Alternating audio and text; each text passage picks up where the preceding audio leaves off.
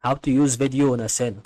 And this is about to help you through what is going on and how you can start to deal with it, as you can understand and see that is still to be really defined and determined by every single situation, that is still to be really determined by our progress, that it should be really very good and safe for helping you guys on this situation through this kind of the progress.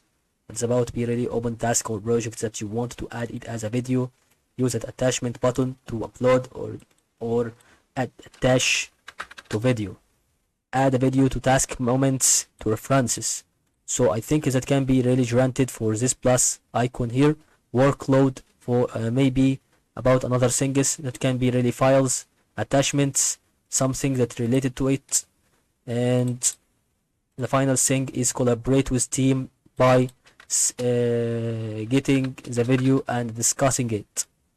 And that is all about to help you.